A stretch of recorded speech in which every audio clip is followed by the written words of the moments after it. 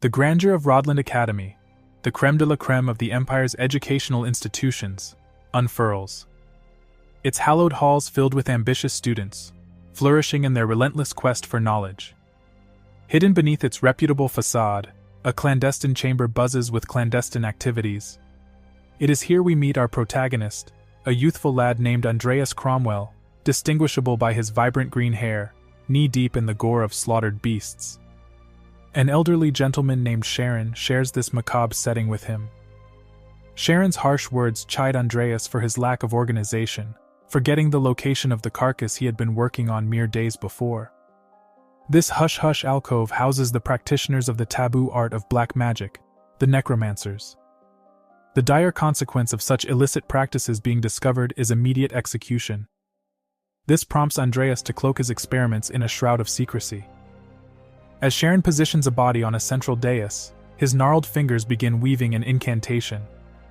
A surge of ethereal blue energy spirals from his palms, inundating the room and levitating the lifeless form. It writhes under the energy's manipulation, echoing a macabre dance of resurrection. Yet the attempt is futile. Resigned, Sharon suspends the session, instructing Andreas to rectify the chaotic aftermath. A wave of frustration washes over Andreas as the day's yield mirrors that of recent times. Nil. His education under Sharon is lackluster, pushing him to the precipice of self-tutelage. Despite the perilous nature of his endeavors, the gains are minimal, but there are no exit doors in sight.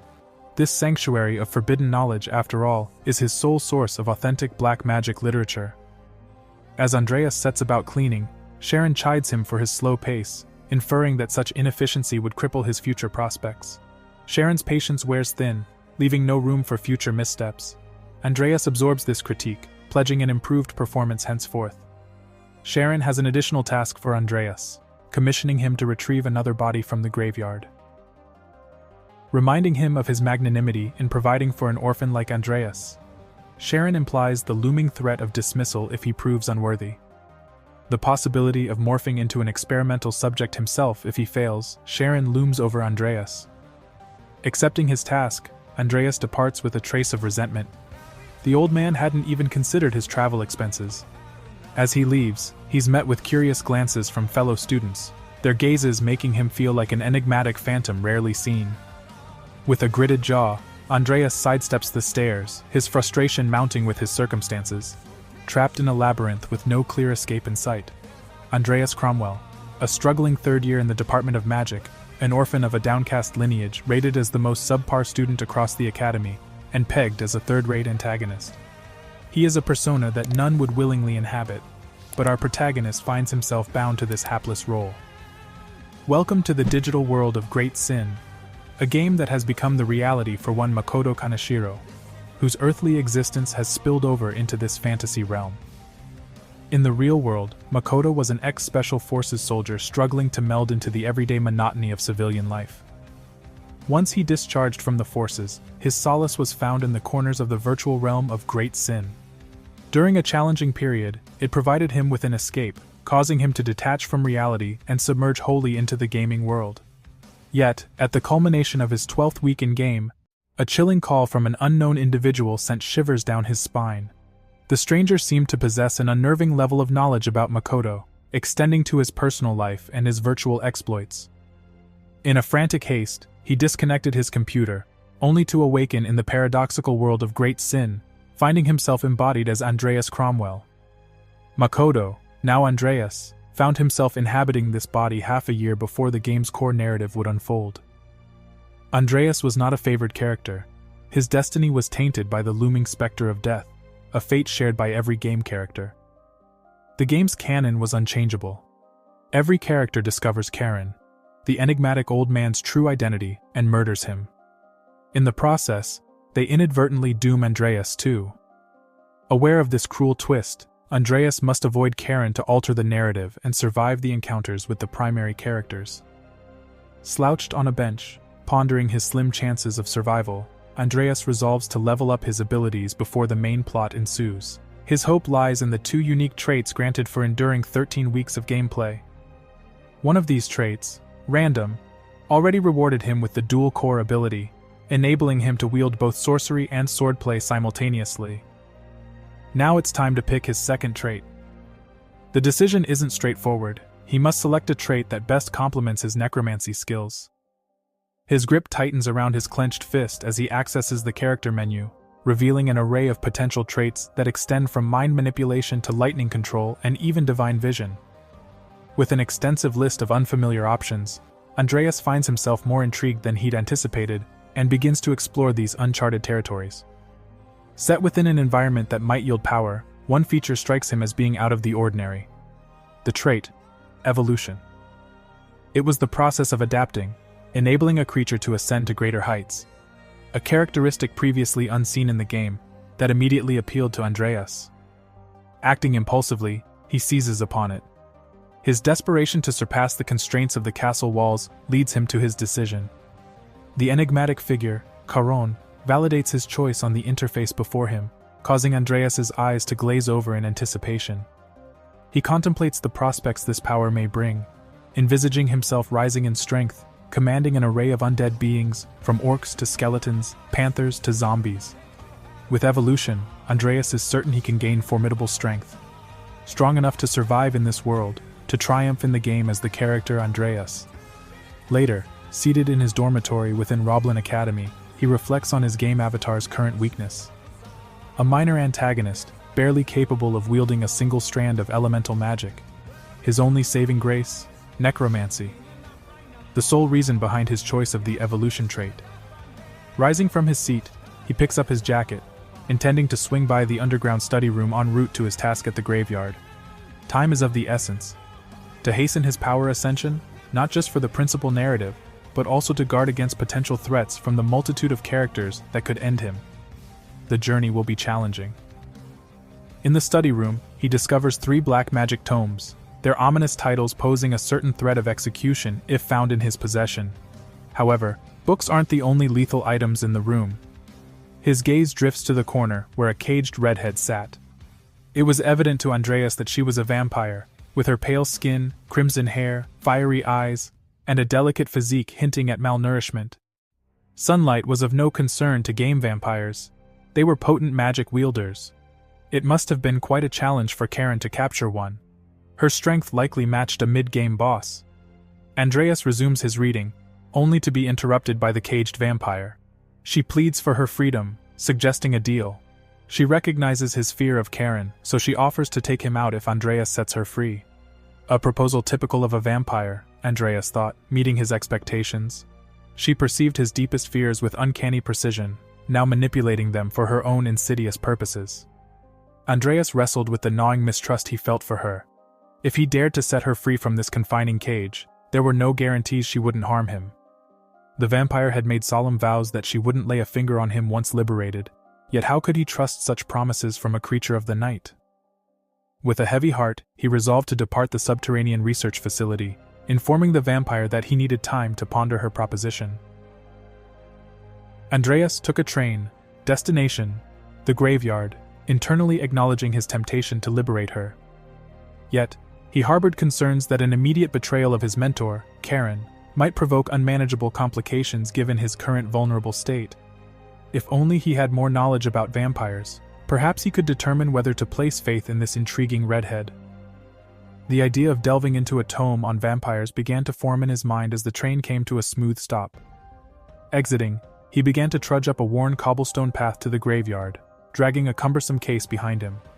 Andreas could not deny his physical weakness, a common curse of magehood. The graveyard he approached was a revered place, where dark mages came to gather their deceased. He reached the gate and recited a covert phrase to the shadowy figure inside. He had brought 13 azure sky irises to place on his grandmother's tombstone. This secret language opened the gate for him. A disheveled man greeted him, his stained teeth eclipsing any stereotype of British dental hygiene, and a receding hairline that could double his morning face-washing time. True to his word, this man had exhumed the remains of a knight for Andreas to deliver to Karen. With gratitude, Andreas wasted no time, hastily cramming the knight's remains into his case. As he wiped the sweat off his brow, his gaze was drawn to a gravestone marked with an unusual name, one that seemed strangely familiar to him. The name belonged to Nicol Lifehill, the Aura Master, a legendary character in the Great Sin game. Lifehill had spent his life in self-imposed exile, perfecting the way of the sword, growing stronger with each passing day until an inevitable collapse in his twilight years during a training session. Despite his unparalleled dedication to the sword and achieving the status of an aura master, Lifehill succumbed to old age. This mysterious Easter egg of the game always intrigued Andreas. The world remained oblivious to Lifehill's true attainment of aura mastery before his death. All but Andreas. His experience in the game made him privy to this secret. An idea sparked in his mind, to claim Lifehill's body and conjure a death knight from it. In the world where might meets magic, Andreas, an aspiring practitioner of the dark arts, saw great potential in mastering both the art of the blade and that of mystical auras. Even his mentor, Sharon, could not yet manifest a top-tier soldier from the lifeless remains of the dead, but Andreas harbored hope. He envisioned his own evolution, his powers blossoming, enabling him to accomplish this feat. A worthy vessel, a corpse brimming with latent capabilities, would be invaluable to him then. His gaze fell upon Payman, a man clad in simple green attire. He sought the remains of one named Nichols from Payman, yet his request was met with a stern denial. Payman, however insistent he was on obtaining Sharon's approval for such a transaction, was not immune to the lure of wealth. Andreas cleverly unveiled a ring of gold, the emblem of a fallen noble house etched intricately upon it. This token could fetch a small fortune, enough to buy Payman's cooperation. The price was steep, but Nichols' corpse held an allure Andreas couldn't resist. Payman, seduced by the glimmer of gold, toiled to excavate the grave, while Andreas watched, anticipation mounting. There lay Nicol Lifehill, an old master who had dedicated his life to honing his skills. His gaze rested on the relic of the past, an instrument for his future. A future where he wielded the necromantic arts, a power to navigate and conquer the trials of the world, the game he was destined to play.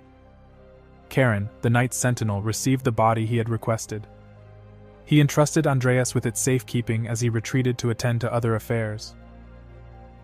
Resuming his academy life with chores was not what Andreas had planned, but he found his annoyance fueled efficiency.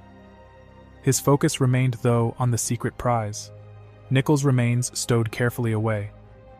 While tending to his duties, Andreas pondered on his ability to harness the power that lay dormant within Nichols' corpse. At his present level, he could but conjure a mere skeleton from the body. But his concerns were fleeting. He knew his evolution trait would allow him to enhance the skeletal form as his strength grew.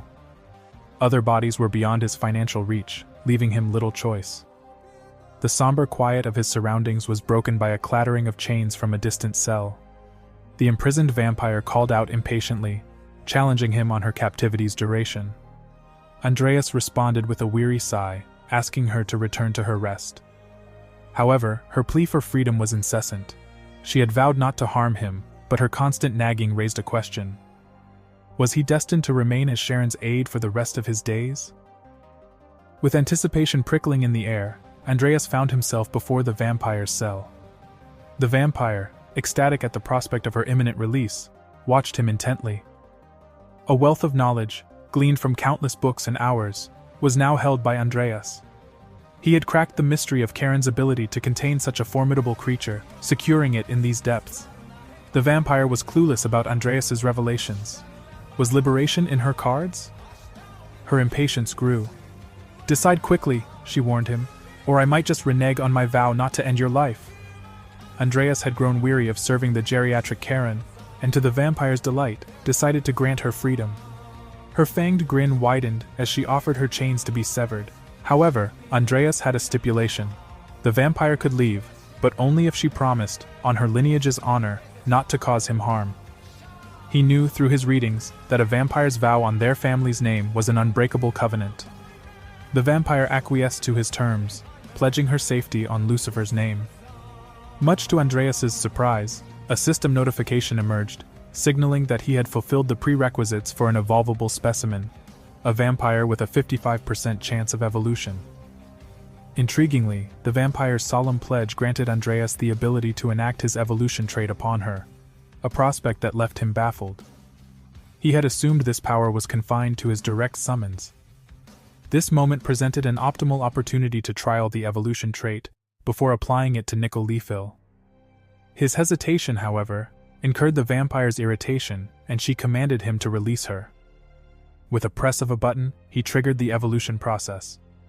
What ensued was a spectacle of radiant hues and harrowing cries. The vampire doubled over, clutching her throbbing head in sheer confusion. As tears cascaded down her face, she sank to her knees, her saliva staining the cold dungeon floor.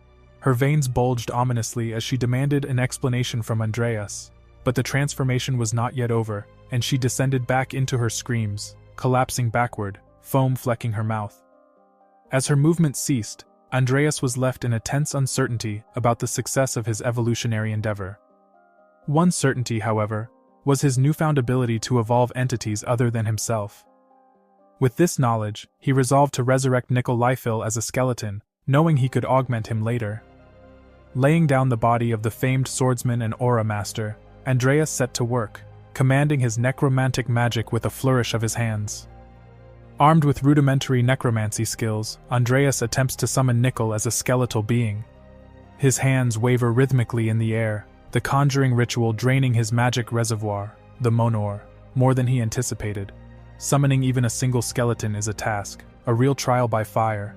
Despite the hurdles, he perseveres, forcing the ritual to its completion. As Nickel's skin peels away, revealing a stark network of bones, a mystical energy swirls and breathes life into them. Standing erect, the skeleton, once Nickel, reanimates. This feat marks a milestone in Andreas's necromancy progression, particularly due to the extraordinary abilities of Nickel in life. His skeletal incarnation retains echoes of his past talents, a minor recovery of his former self's instincts. Nickel Lifil has ascended to a legendary Tier 2 skeleton soldier, a deft swordsman with a partial recollection of his past. Andreas is astounded. Mastery, the zenith of proficiency where growth ceases to exist. That's what the skeleton soldier has achieved with his swordsmanship. Nickel's skeletal hand waves in front of Andreas, a stark reminder of his self-awareness. Andreas, in return, assures Nickel of his future under his care. The skeleton responds with a circular gesture of agreement, an OK sign made by his bony fingers. A sense of accomplishment washes over Andreas. At a later time, alone in his room, his eyes fix on the calendar hanging on the wall. A year remains until Sharon's foreseen demise. His survival hinges on several necessary actions. Despite his increasing summoning proficiency, his overall statistics remain lackluster. Resolving to put Nickel to good use, Andreas accesses his system to release Nickel from his spatial confinement. As he does so, a vivid blue portal materializes, from which Nickel, in all his skeletal majesty, emerges. To avoid startling prying eyes, Andreas decides on a disguise for Nickel. Dressed in a long black cloak, gloves, a hood, and a vibrant red scarf, only Nickel's skeletal face remains visible. To Andreas's satisfaction, the skeleton could pass for a human. Despite his transition to the afterlife, Nickel resumes his lifelong passion, practicing his swordsmanship. It appears the in-game Easter egg hinting at Nickel's dedication to his sword was accurate. Andreas can't help but smile at the prospect of this advantage. In addition, he possesses a dual-core trait, a random acquisition allowing him simultaneous use of magic and swordsmanship. At first, Andreas held a dismissive attitude towards his own swordsmanship, thinking it to be subpar. Nevertheless, an innovative idea sparked within him, and he approached Nickel Lifil, his skeletal companion, requesting him to share his mastery over the sword. Amidst the confines of their humble dorm room, Nickel bequeathed his knowledge onto Andreas, their makeshift sword a mere wooden stick. The grating creaks from his own body seemed alien, even more so when Nickel, being a mere skeleton, demonstrated maneuvers. It felt as though he was being taught by a master of sword auras, an intense yet thrilling experience. A glimmer of hope sparked within Andreas as he realized that proper teaching could possibly unlock his ability to wield a sword aura. The prospect of harnessing both aura and mana, owing to his dual-core trait, thrilled him. This might even pave his path as a magical swordsman. It was a daunting task, but if successful, he might gain a strength unparalleled, akin to Emperor Edmund, the founder of the Empire. However, Nickel was quick to bring him back from his daydreams, pinching his arm to keep him focused. Andreas was taken aback by Nickel's firm grip, considering he was a pile of bones. Yet, he knew this rigorous physical training wouldn't break him. In fact, he was no stranger to such strict discipline. In his previous life, he served in the Special Forces before being trapped in this game. His nostalgic musings were yet again interrupted by Nickel's pinch. It was clear the skeleton was hell-bent on ensuring his training was taken seriously. Skipping his classes at the academy for a strenuous day of training with Nickel, Andreas wondered about his progress. His skeleton summoning skill had advanced 2 points within 5 hours, from 20 to 22, surpassing his own expectations. A fleeting thought of Sharon, the old vampire, crossed his mind, noticing his absence. Yet, given her unchanged appearance, he doubted she was aware of his actions. Observing her, he realized she was resting as her evolution continued, a process that took quite some time. Nickel's sword practice in the room, close enough to skim past his face, startled him, despite knowing of Nickel's undead status. The fact that Nickel could continue practicing relentlessly was impressive. He reasoned with the aid of potions, he could follow suit and train ceaselessly while replenishing himself. However, the financial feasibility was a major hurdle. His humble means could barely afford such luxury. His thoughts turned towards the possibility of creating his own potions, potentially saving him a fortune. Yet the actual process of potion creation was far more complex than the game made it out to be. He knew the ingredients, but the specific ratios were a mystery. He realized that continuing his education was crucial to fill the gaps in his knowledge. Stepping into a bustling potions class, Andreas is greeted by a wave of surprise. His classmates, their brows furrowed, clearly hadn't anticipated his arrival. After all, with his family's fall from grace, what could possibly be his purpose here? Andreas hears the whispers swirling around him, but he remains unperturbed. He is not here to draw attention. His goal is to learn. Navigating the throng, he finds an empty seat just as the class begins. The class is presided over by the stern Professor Vauban, who is imparting his third lecture on the intricate art of medicinal herbalism. As Andreas absorbs the teachings, he realizes the professor's instructions don't stray far from the knowledge he had acquired from the game he used to play. His focus sharpens when the topic shifts to the nuances of potion mixing rates. Unexpectedly, Professor Vauban starts detailing a potion involving mohaine leaves and 3 other ingredients, one that promises physical reinforcement. But something doesn't click for Andreas, who swiftly recognizes an inherent flaw. The potion would cause an abundance of side effects. Taking a bold step, Andreas raises his hand and suggests adding Hong Pichi extract and Matarata root bark to the concoction. His audacious proposal is met with a sea of baffled faces. Even Professor Vauban, unable to comprehend Andreas's logic, jests about his suggestion sounding more like a soup recipe. The room fills with laughter at our protagonist's expense, leaving him puzzled. In his gaming days, these ingredients were vital for brewing a physical reinforcement potion. Silencing his objections, Andreas sits through the rest of the class, contemplating the possibility that the world might not yet be privy to his advanced potion-making knowledge. As he steps out of the class, Andreas is filled with disappointment, his hunger for learning unfulfilled. His self-taught knowledge from the game seems superior to what was instructed. Perhaps, he muses, he is better off studying independently. As he walks away, a peculiar female student, with her ashen hair, skin, and striking pink eyes, watches him, her curiosity piqued by his uniqueness. Following his instincts, Andreas heads to the Academy grounds research department. He settles down at a spacious desk, attempting to brew various potions. But no matter his efforts, his experiments always result in smoke and failure. The ingredients are stubbornly incompatible and the costs are draining his finances rapidly. Could someone assist him in his plight? But who would lend a hand to a pariah like Andreas? As he broods over his situation, the door swings open, and in walks the enigmatic female student from before. She'd been seeking Andreas, correctly anticipating his whereabouts. Andreas jumps to his feet, stunned that an in-game playable character has sought him out. Known for her genius in potion brewing, this girl was a favorite choice among gamers. A flicker of hope ignites in Andreas's heart. In a world spun with mystical tales and arcane knowledge, Lucia Everlast, a rather distant character from Andreas, inexplicably stood before him. Andreas tried his best to brush her off, hoping she would catch the hint and give him the solitude he craved.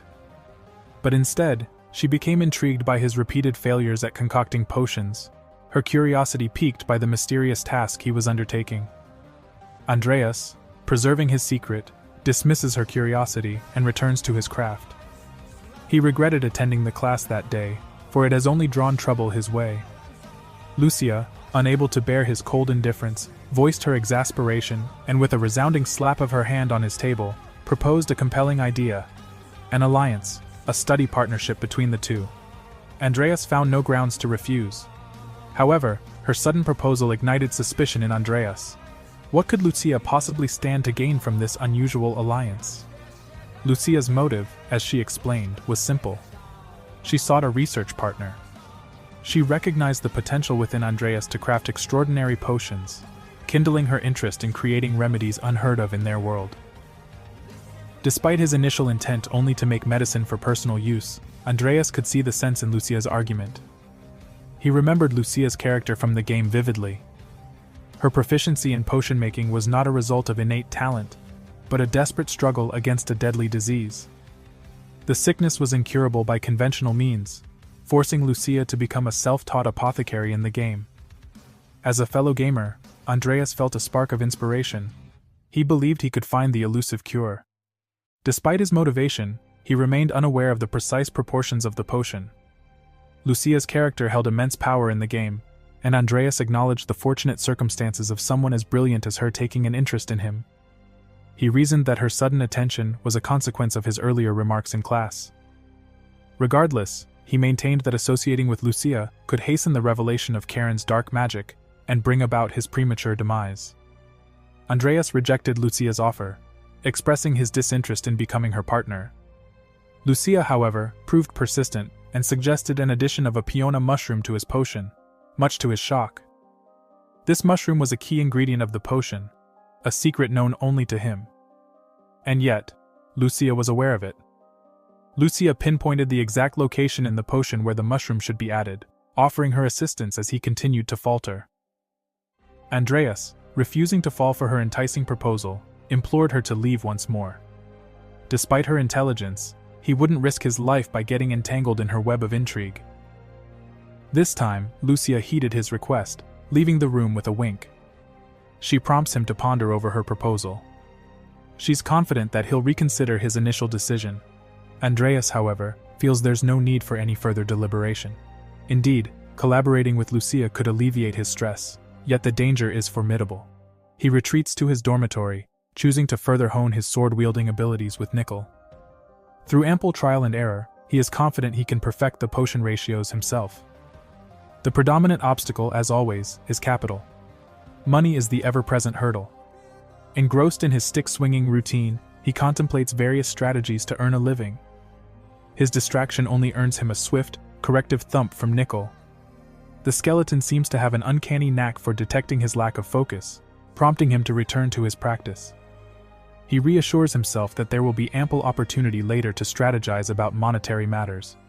Sometime after, he's found outside, lost in thought, clutching a letter from his sister, expressing her longing for him.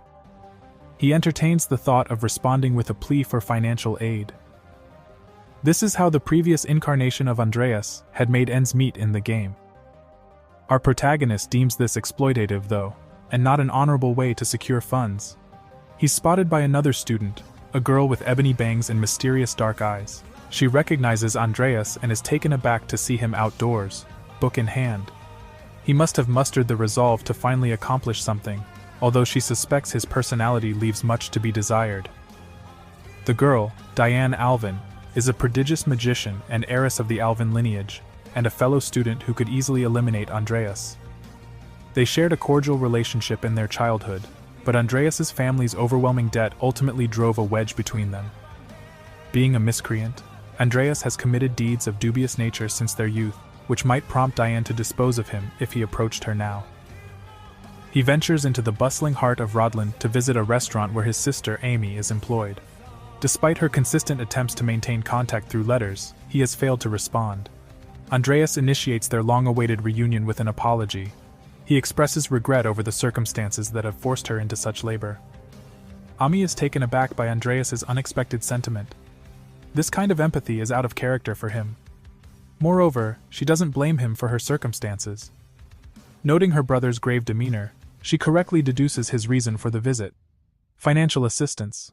She has an envelope of money ready for him, anticipating his request. She implores him to be more judicious with his expenditures this time. Andreas, filled with gratitude, extends his hand to take the envelope. As he reaches out, his sister Amy registers the absence of his habitual ring. Deceptively, Andreas attempts to convince her he'd merely removed it for safekeeping. Amy, astute as ever, cuts through his ruse, intuiting the true fate of the ring. It was an unforgivable action. The ring should never have been sold. Confronted with his deceit, Andreas hangs his head in contrition, offering a soft apology to his sister. Anguish flaring, Amy abruptly rises, her chair scraping against the floor as she storms off, declaring she never wishes to see Andreas again, not even to repay the debt. As she disappears, slamming a nearby door for emphasis, Andreas pledges to recover the ring. The importance of the ring to Amy was unquestionable. The fury that sparked within her at its loss was palpable. Despite his existence as a mere game character, Andreas experiences a sense of heartache at Amy's distress.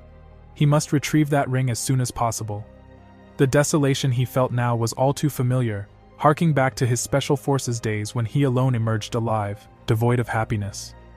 It was time for him to mend the bond with his sister and align with Lucia Everlast in her venture of potion creation. Barricaded indoors for too long, Andreas found himself forcing outdoor runs just to feel the tactile sensation of grass underfoot. Spare moments were snatched for experiments and training, an exhausting routine, but necessary. Lucia occasionally aided with the potion mixing, easing the task slightly, but Andreas noticed her frequent siestas on the couch. Despite her sloth, which often riled him, he acknowledged her invaluable assistance. When Lucia was awake, her insight was remarkable. Her knack for ingredient selection and precise proportions was invaluable. Motivated by monetary needs, Andreas recognized the wisdom in this alliance. Lucia was both intelligent and affluent. Their collaboration made perfect sense. After weeks of diligent effort, his masterpiece potion was nearing completion. Pouring a crimson solution into a flask, the color morphs into a delicate pink. A prompt from his system confirms his triumph. He's successfully concocted a physical reinforcement potion. Lucia, roused from her slumber by his victorious exclamation, assumes another failure. Andreas swivels, his face a beacon of accomplishment, and gleefully shares his success. A system notification appears, announcing his newly acquired skill, Potion Brewing Buff. Andreas found his potion brewing skill level at a middling 32%, with an intriguing option to evolve this trait. This cryptic offer perplexed him. It bore a strange resemblance to the notification he received when he opted to evolve Angela, the redhead vampire. It dawned on him that evolution might not be limited to beings, but also extend to his own abilities. Yet given the intense transformation Angela was undergoing, he decided to forego evolution for the time being. He closed his system, revealing the radiant smile of Lucia. The potion they'd created was remarkable.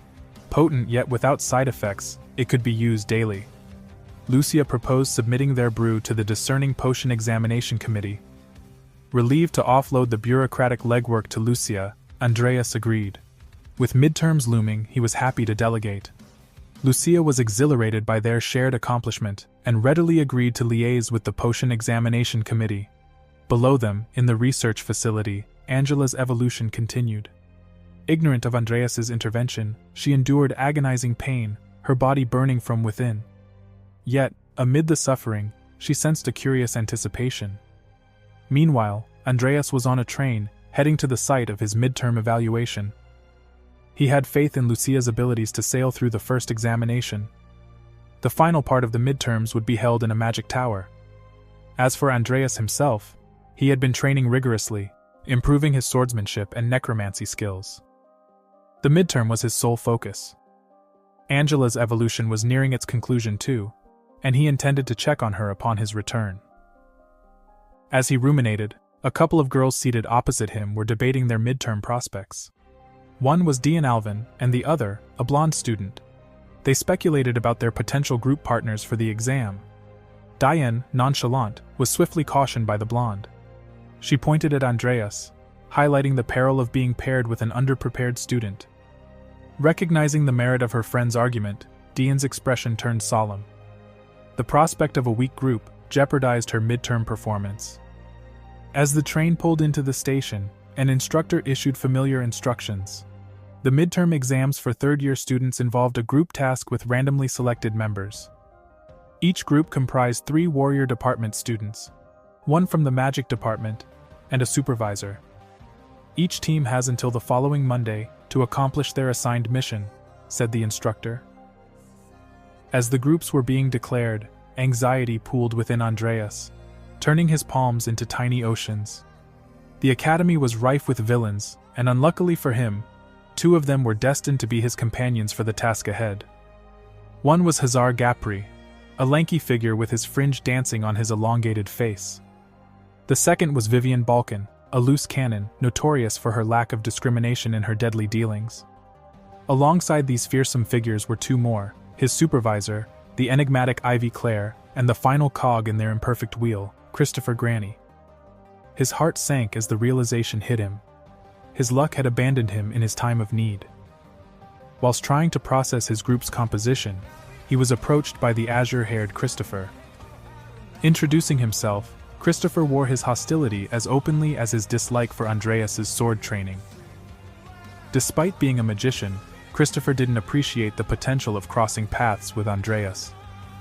However, Hazar Gapri was a different story. Albeit a villain, he was friendlier, calling out Christopher for his uncouth behavior.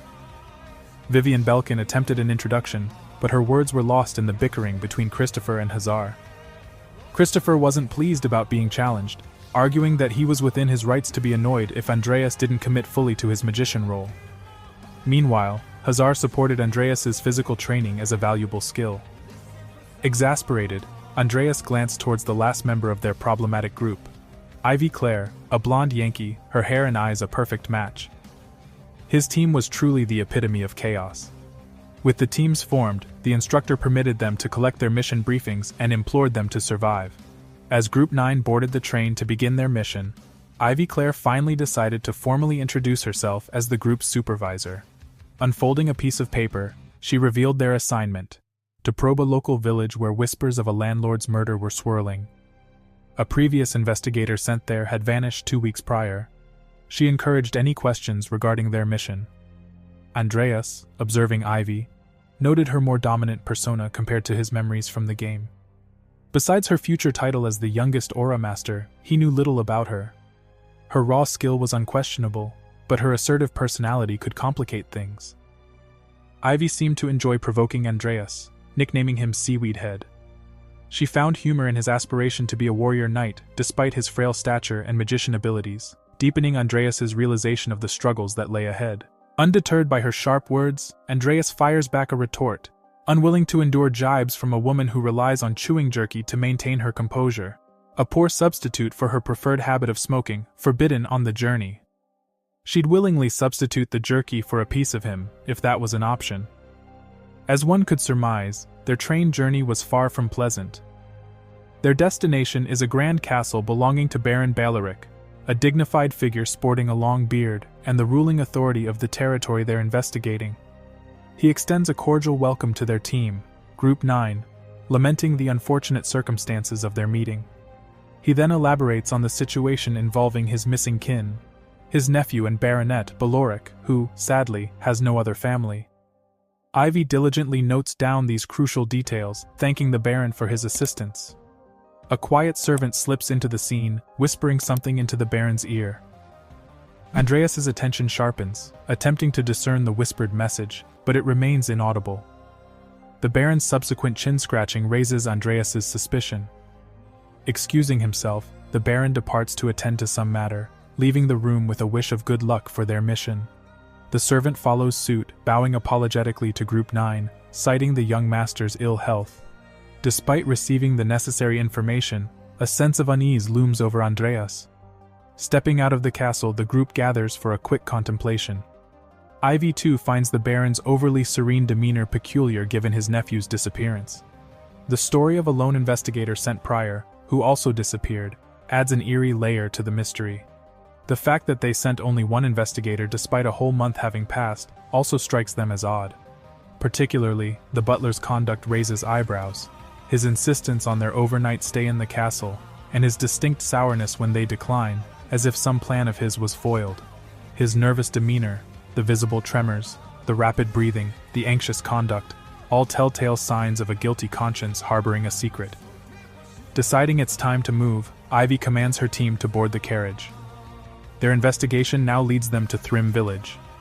The horses charge ahead along a dusty trail, pulling the carriage containing the team, who sit huddled in the back, reflecting on the perplexing situation they found themselves in. Upon reaching the village, Christopher proposes they seek lodging.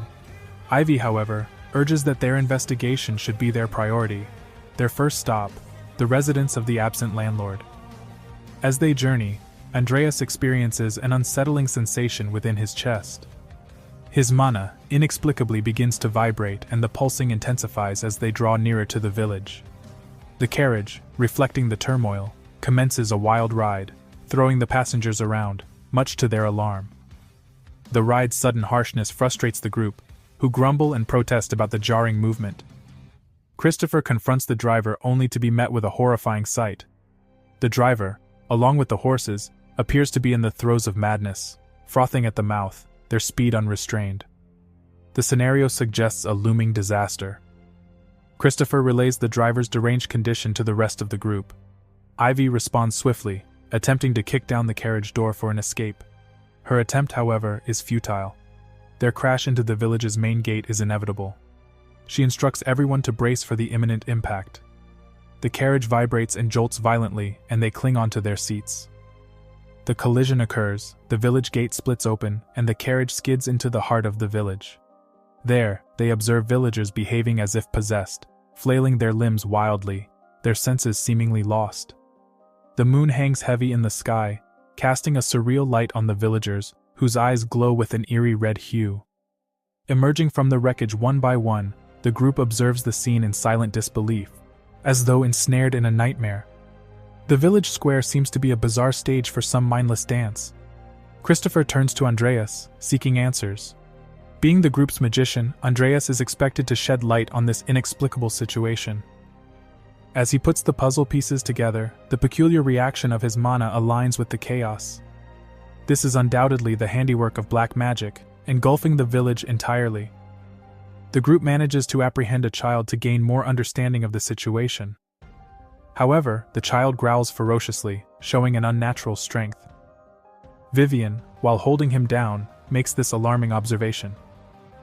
Pazar also notices the child's feet, raw from non-stop dancing. They surmise this is the effect of a curse, possibly connected to their mission. The landlord has been missing for a month. If the villagers have been dancing incessantly for that duration, they would have succumbed to exhaustion. It appears someone has been maintaining their vitality, prolonging this torment. Yet the stoic Andreas found some solace in the fact that his game avatar hadn't met its end in such circumstances. If they had simply adhered to the servant's plea and remained within the fortress of the Baron, all this ominous mystery would have been swept under a royal rug. However, their direct arrival to the village unveiled a perilous secret. Black magic on a scale unheard of before by Andreas.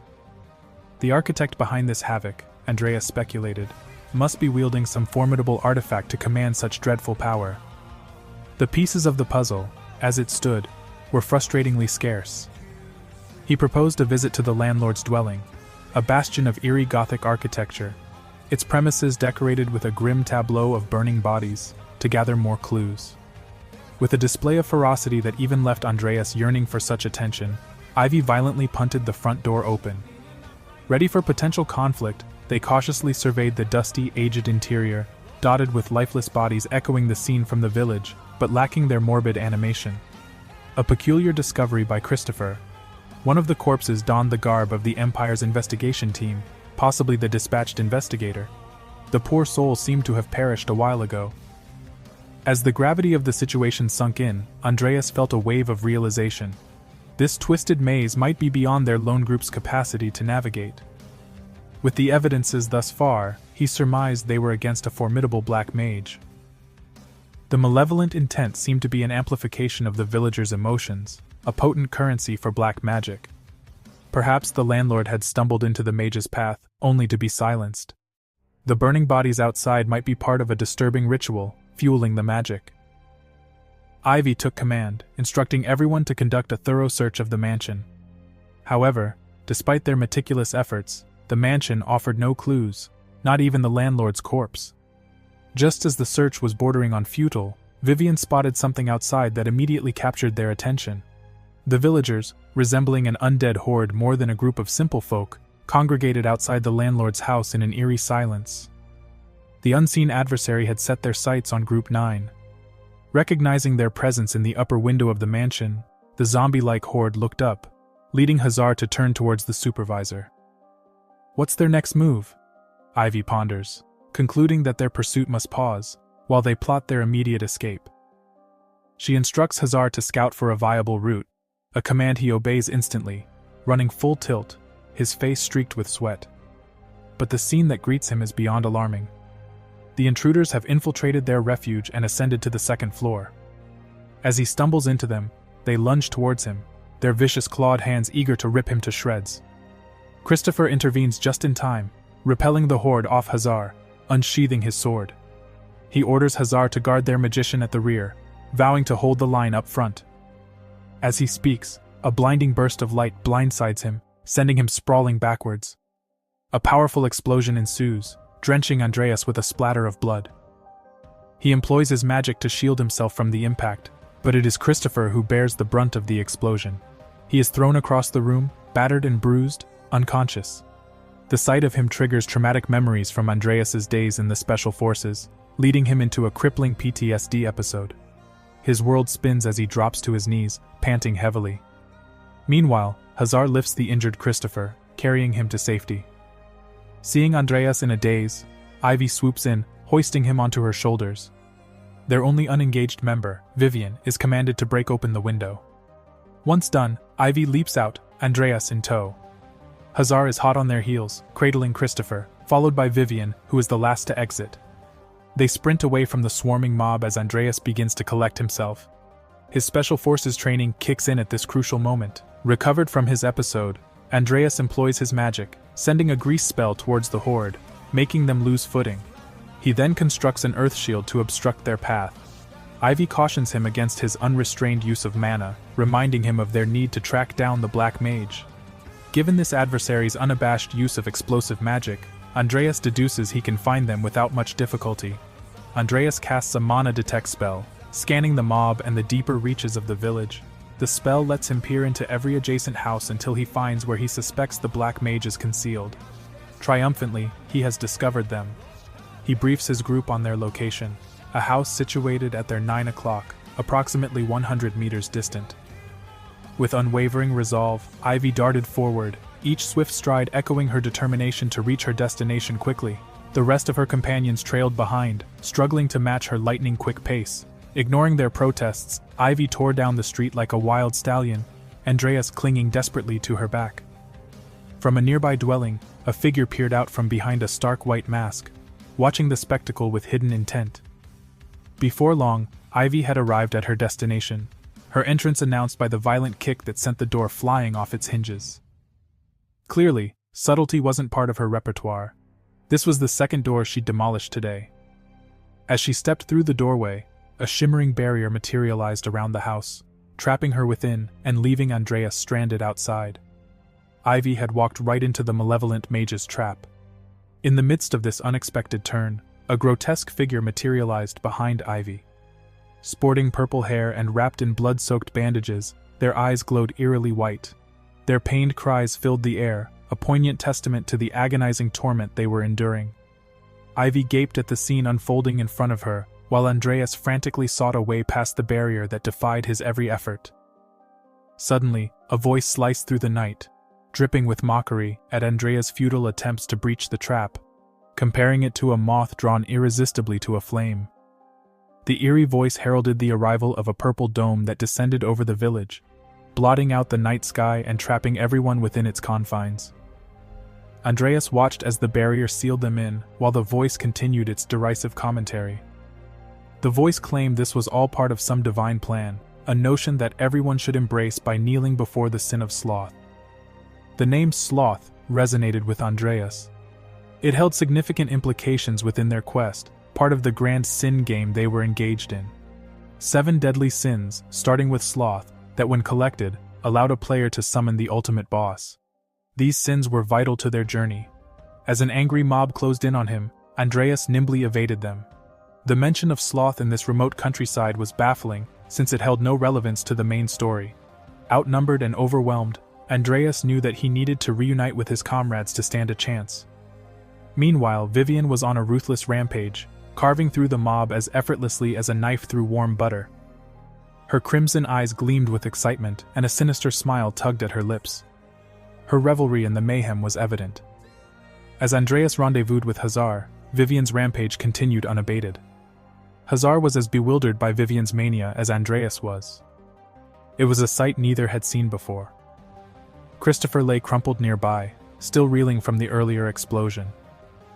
Andreas quickly filled in Hazar about the dire predicament they found themselves in. Ivy was trapped within a mystical barrier, while the voice continued its sinister sermon. To their surprise, it turned out that Hazar could hear the voice as well, adding another layer to their predicament. A reproachful voice echoes around Vivian, condemning her merciless onslaught upon the unsuspecting villagers. The voice likely belongs to the sinister black mage, located somewhere near Ivy's holding place.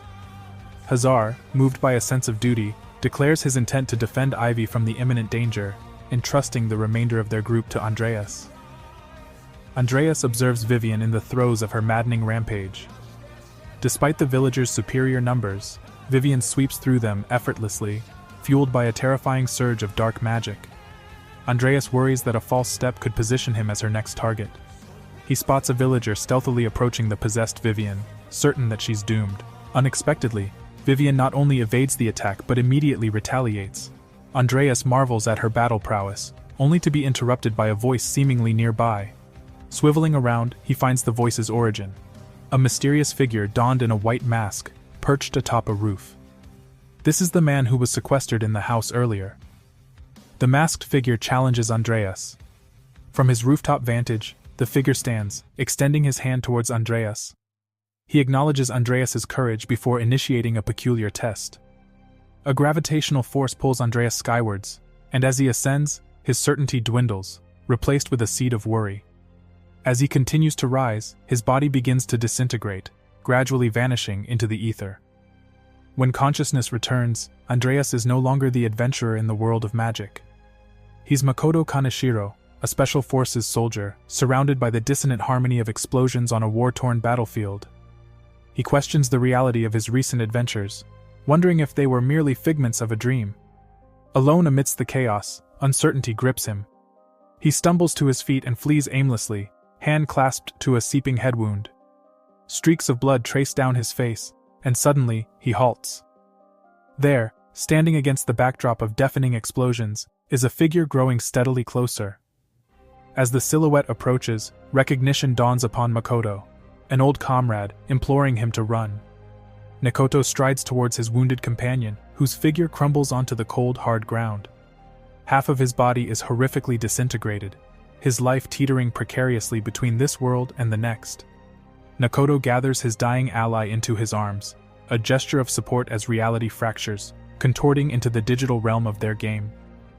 As the dust of transformation settles, the wounded friend metamorphoses into the figure of Andreas's father, his verdant hair flowing like a stream. Makoto's form shifts into his gaming avatar, the underpowered antagonist, Andreas. The blur between reality and virtuality has never been so profound. In his dying moments, the fatherly figure extends a hand, offering Andreas a ring. This band of metal is more than mere jewelry, it's the key to their legacy. Owning it declares him as the true patriarch of their lineage. With his final breath, he entrusts Andreas with the welfare of his sister Hammy, hoping they can find shared happiness in their future. All the while, back in the virtual world, the final boss monitors the unfolding drama with sinister satisfaction. The boss has caught Andreas in a meticulously crafted illusion, a trap designed to play out Andreas's vulnerabilities. Yet everything spirals out of control when Andreas, fueled by sheer willpower, shatters the illusion. He grapples with the false reality until he finally breaks free, leaving behind the spectral visions of his dying comrade and in-game father. The boss reels in disbelief as Andreas easily escapes his curse of sloth, having inadvertently helped him face his real-life special forces traumas. Upon his escape, the system alerts Andreas of achieving perfect synchronization with his real-world counterpart, Makoto. This accomplishment unlocks a newfound skill, combat exceptional. He scoffs at the boss's subpar spellcasting abilities, branding the Curse of Sloth as a weak illusion designed to exploit past sufferings. Angered, the boss retaliates, launching a dark beam of energy that Andreas nimbly sidesteps. Andreas taunts the boss, asserting that such feeble attacks would never prevail against someone trained by the special forces. The boss, seething with frustration, hurls more dark energy beams at Andreas. Undeterred, Andreas elegantly maneuvers around each attack, all while Christopher lays unconscious, propped against a barrel nearby. Though the boss is far from formidable, Andreas is acutely aware that victory is only attainable with the use of his forbidden necromancy skills. Surveying his surroundings, he finds them devoid of spectators. The coast is clear for him to utilize his powers without fear of exposure. As the boss descends gracefully from the rooftop, he curiously inquires about Andreas's true nature. Andreas pivots to face his foe, his hands weaving a complicated pattern, until a sapphire orb materializes. Determined to reveal his true identity, Andreas calls upon his unique power. He triggers a necromantic spell, one that senses 23 potential bodies around him, poised for revival. His power, however, is restricted to resurrecting only 9. In the ensuing silence, 9 skeletal forms rise, assembling in formation around Andreas, their loyalty to their summoner clear. The adversary stammers, shock etched on his face at the realization that Andreas, of all beings, is a necromancer, capable of summoning the dead to his aid. 7 of the 9 are common skeletons, while the remaining 2 are skeletal soldiers. A wicked grin spreads across Andreas's face as he informs his foe that his mission is to recover the Page of Sloth for the congregation. Enraged, the boss readies for combat. He refuses to accept defeat at the skeletal hands. The skeleton brigade advances, only to be felled swiftly by his magical onslaught, the ground erupting beneath their feet from his purple energy beams. The destructive magic narrowly misses Andreas, who swiftly erects an earth shield, raising a chunk of rock for protection. The boss lunges forward, ready to eliminate Andreas, taunting him about his true insignificance. Cornered by the rapidly incoming attack, Andreas is forced to resort to his last line of defense. He accesses his storage, and from a cobalt portal, Nickel Leafil emerges. He gives the boss's black spear mid-attack, shredding it before it even gets close to Andreas. The boss stands agape, disbelief written across his face, that a mere skeleton could display such might. Summoning new power, the boss commences casting a different spell, one Andreas recognizes instantaneously. Colossal hands materialize from the earth, attempting to ensnare Nickel, who parries them valiantly with his blade. It becomes apparent that the boss holds an object enabling his potent magic, the sought-after Page of Sloth. The fact that the boss felt compelled to utilize such an artifact underscores Nickel's threat. With the Page of Sloth in his grip, the boss's attack spans both Nickel and Andreas simultaneously. He spews threats, promising to end their lives for hindering his grand scheme. In this remote village, Andreas skillfully evades the hands sprouting from the earth. The speed, he muses, is manageable. Moreover, Nickel's proven strength and resilience reassure him that they can withstand the assault. Our skeletal hero was relishing in the mastery of his swordplay, turning the tide of the battle, each swift parry against the looming hands resembling a fast-paced game of tennis. Observing this, the boss, growing increasingly agitated, amplified the intensity of his attacks, rapid and powerful. Andreas, however, noticed the strain in the boss's maneuvers, indicating his lack of full control over the Page of Sloth. Seizing the opportunity, Andreas aimed for the blind spot, effortlessly sidestepping the flurry of hands as he moved to communicate the strategy to Nickel.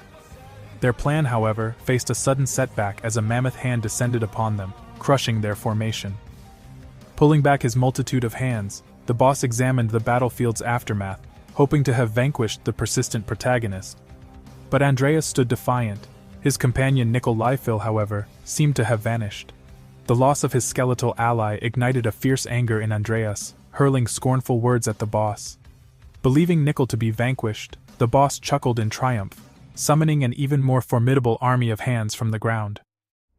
Addressing Andreas, he promised a swift reunion with his skeletal friend in the afterlife.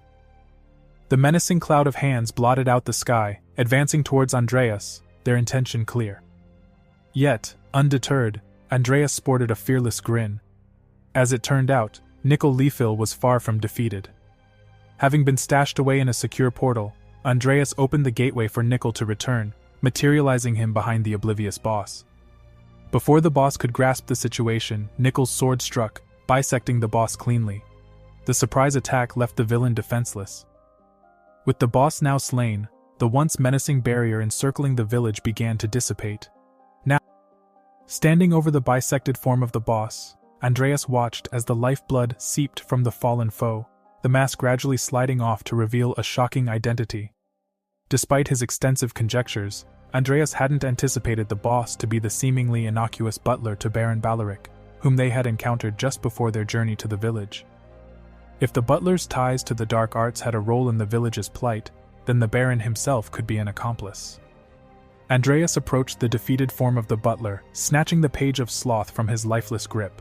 Glistening with an ethereal aura, a golden box lay within his reach. As he grasped it, his internal guide confirmed it was indeed the page of sloth, the seventh of the 7 deadly sins. The protagonist, Andreas, was left unsure of his next move. How does one carry such an artifact casually? His thoughts were interrupted by the silent figure of Nickel Lifehill, a companion so quiet that Andreas had momentarily forgotten his presence.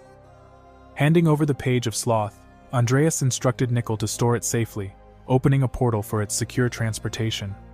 He trusted that within Nickel's summoning storage, the relic would be preserved until a more opportune time arose to ponder its purpose.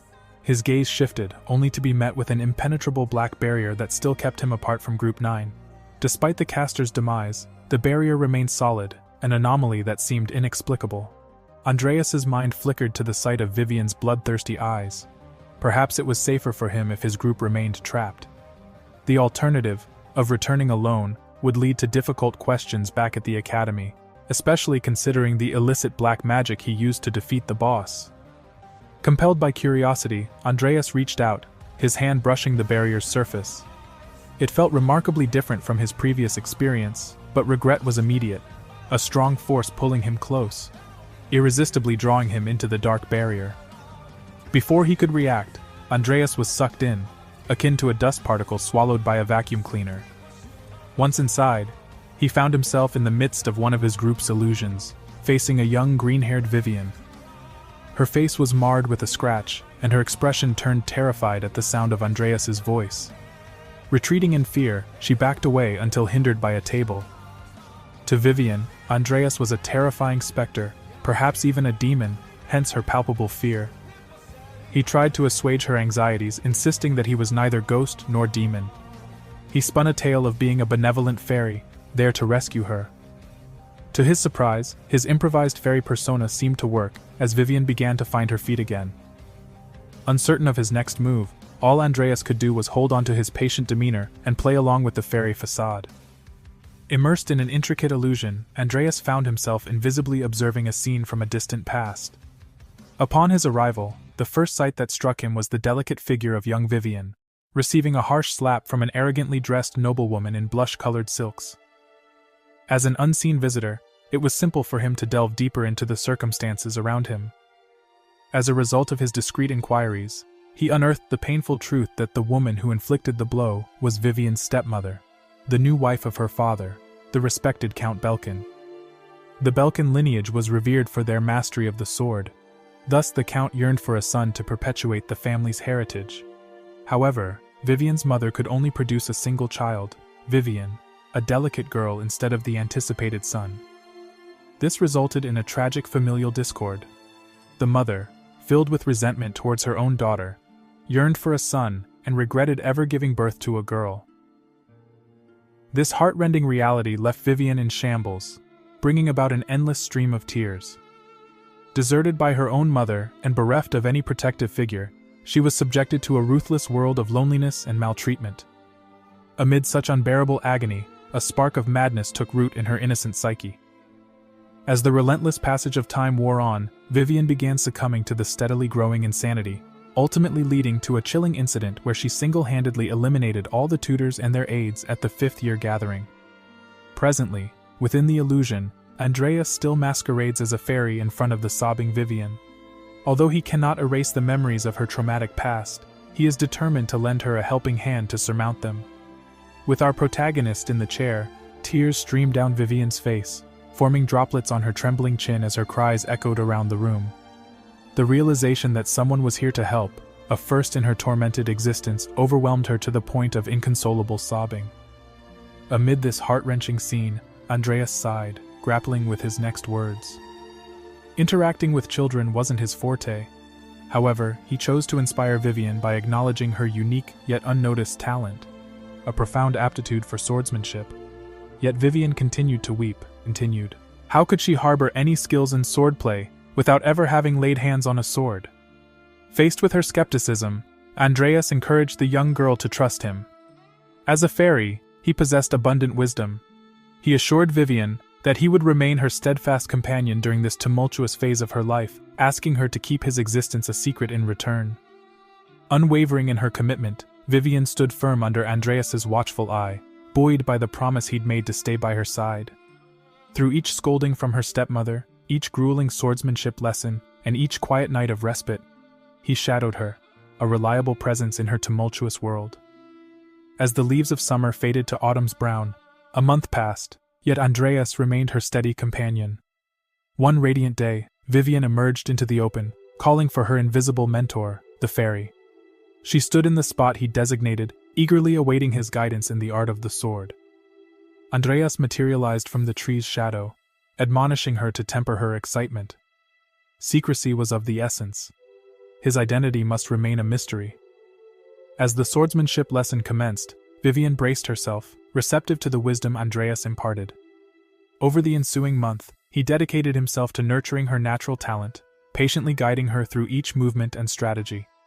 With his adept tutelage and her exceptional ability to absorb and apply his advice, she made swift and steady progress. Vivian, the unsuspected prodigy, astonished even Andreas with her burgeoning mastery of the blade. Her precision and grace were not characteristic of a novice, but rather a seasoned swordswoman. Yet despite the acclaim from her trainers and Andreas, a shadow of discontent hung on her face. Perplexed, Andreas sought to understand her troubles. Vivian, the vibrant and self-assured girl, was noticeably downcast. In her mind, the praise of her mentors was insignificant, as long as the elusive fairy remained hidden. As Andreas stammered through an explanation, blaming fairy customs for his invisibility, Vivian remained unconvinced. Convinced of her unworthiness, Vivian believed Andreas's continued absence was a reflection of her faults. She had hoped her dedication and progress would eventually bring him forth. Yet, despite her efforts, he remained hidden, which filled her with a sense of futility. Suddenly, her father, Count Belkin, strode into view. Astonished by his daughter's extraordinary sword skills, he had been a silent observer. Intrigued, he asked Vivian to perform the last sequence she'd practiced.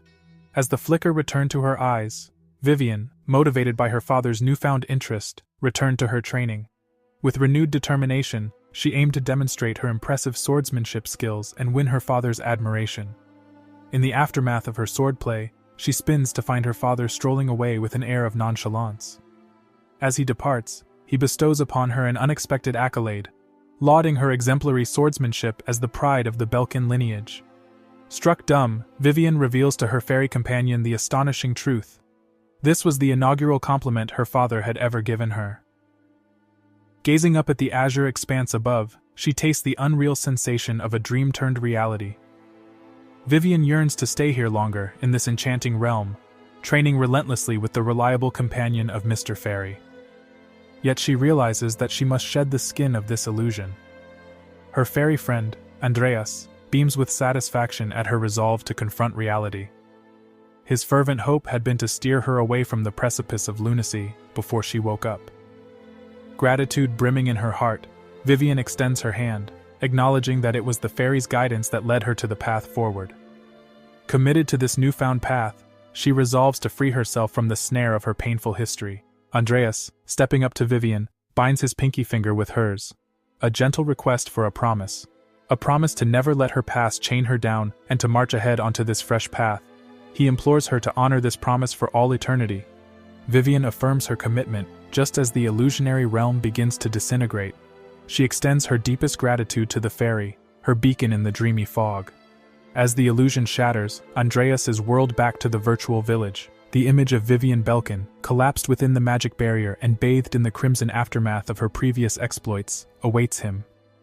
Even though her eyes remain closed, Andreas feels certain that she will awaken soon, especially if the Vivian he had encountered within the dream was any indication. This riveting tale reaches a pause at the end of chapter 12. If this fantastical journey has captivated your interest and you crave for more, show your appreciation by hitting that like button and by commenting with the word skeleton. Consider subscribing to ensure you don't miss the next exciting installment.